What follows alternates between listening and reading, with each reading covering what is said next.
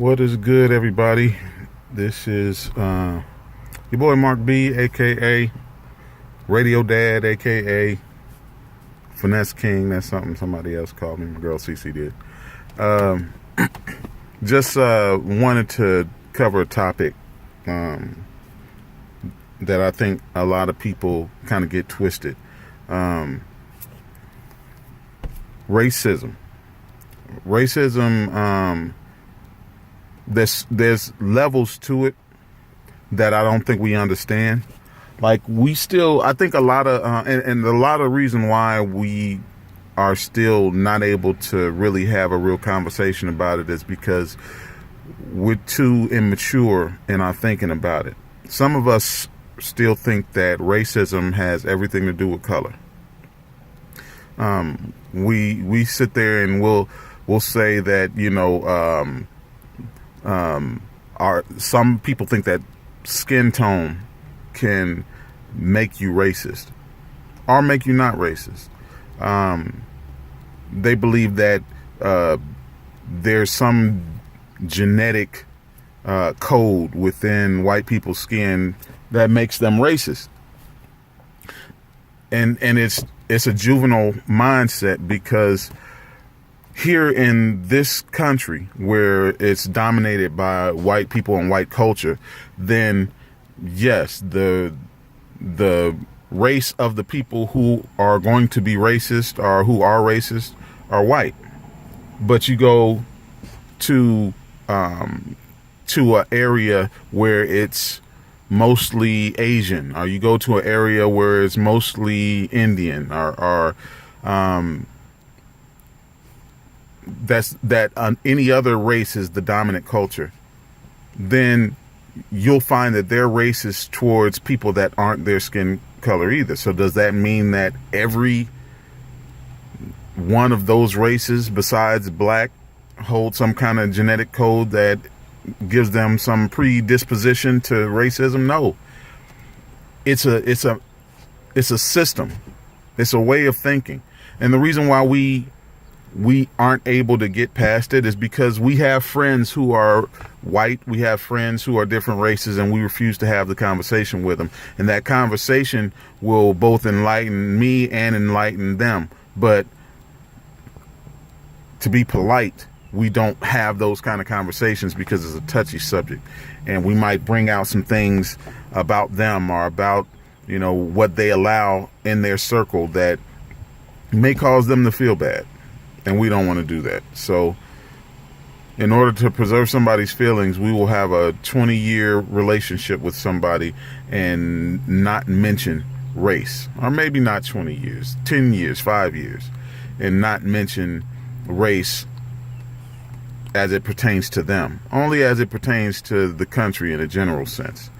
But we don't talk about the fact that you may have an uncle that feels a certain way about black people or Mexican people, and they still come over to your house on Thanksgiving and on Memorial Day at the kids' birthday parties. You have a brother or a boyfriend who, they don't really like black people, and they always make these disparaging comments concerning black people or Latinos.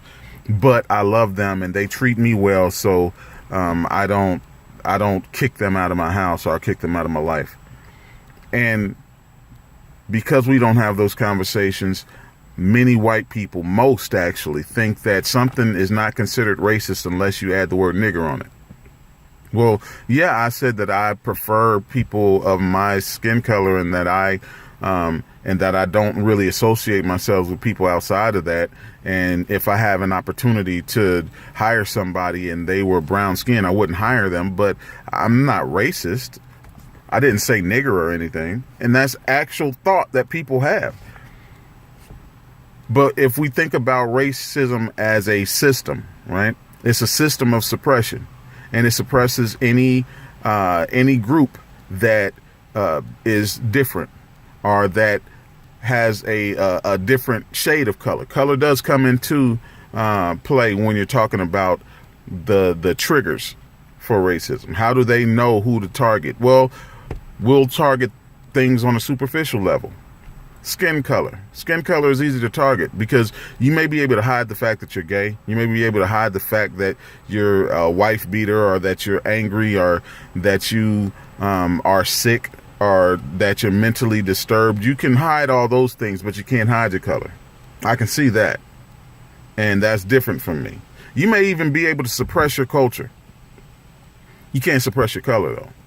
So we'll use that as a basis to discriminate. And not only discriminate, we're going to do you so bad that the only way to ensure that we'll never have to reap or have repercussions behind it is by creating a system that keeps you down.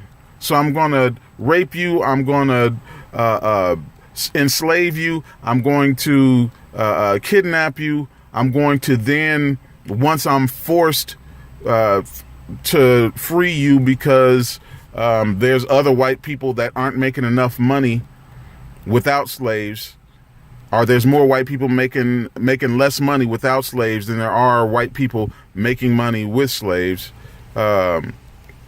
Okay, so we have to free you because they're not making enough money. They're not making as much money as we are. So even after I free you, I'm going to put some laws and some legislation in place to make sure that you'll never achieve equality with me. Because if you achieve parity with me, then my fear is that you're going to do to me what we did to you. Now, that is the people who put racism in as a system. That was their thinking. Racism now is mostly apathy. It's the fact that Michael Vick can go to jail for being over a dogfighting ring, but Ben Roethlisberger can rape a chick and he never missed an NFL game. It's the fact that Colin Kaepernick is still unsigned, and I'm sorry I'm using all these NFL references, but I love football. Kaepernick is still unsigned because he decided to protest police brutality and the lack of fairness in the criminal justice system. But you have the punter from the New York Giants who beat his wife almost to death, and the only time that he was fired was when the information came out. You have people with multiple DUIs. You have people with drug issues. You have people with domestic violence issues, and they're littered throughout the NFL and NBA. More than NFL though. But somebody who says, hey, I reject this structure or this system that's saying that my life is not important enough to investigate the necessity of taking it. And he's considered anti-American. Keep that in mind. He's considered anti-American for saying, treat me the same way that you treat somebody else with white skin. And that isn't, I refuse to believe that that was the mindset of the majority of white people in this country. It wasn't. You know who it was? It was owners. It was media outlets. It was uninformed white people who have this sense of apathy when it comes to black issues. And it was them who changed the narrative of him kneeling for the national anthem, which was written by a racist man who wanted retribution against slaves who fought against slavery. These things are considered anti-American for him to do that. But white people who are angry with Colin Kaepernick will never feel things from the black perspective. They'll never be discriminated against based solely off of their color. They'll never be not afforded certain experiences or certain benefits because of their culture or because of their race. They'll never be generalized in a negative sense globally because of their race. But they feel this desire, or this righteous indignation, telling black people how we should protest, how we should be angry, how to be mad about whatever it is that we're mad about. They don't even take the time to recognize what we're mad about, and recognize the fact that if it was them, they'd be mad about it too. Out of their mind about it. We have to look at racism as a structure. Racism goes away when we get white people to understand what is racism, and understand that it affects them the same way that it affects us. To deny my culture, or to believe that my culture is worse than yours because it's different than yours, affects how you treat me and how you'll be treated when we see each other in the street, when we see each other in corporate America, when we see each other in law school, when we see each other in medical school, when you see me as your doctor, when you see me as your lawyer, when you see me as your trash man, it affects how you treat me and what you think of me. It affects the judicial system, because you then become a lawyer. Your child may become a lawyer. And the only idea of my culture that they have is based off of what they see on TV, and what you may have uncomfortably relayed to them about what you think of a culture that's foreign to you too. So if we can get off of the juvenile level of thinking of race as just a color thing, and think of it as a societal illness that is going to be stamped out anyway, because any white person that is racist right now, their great grandkids are going to be brown.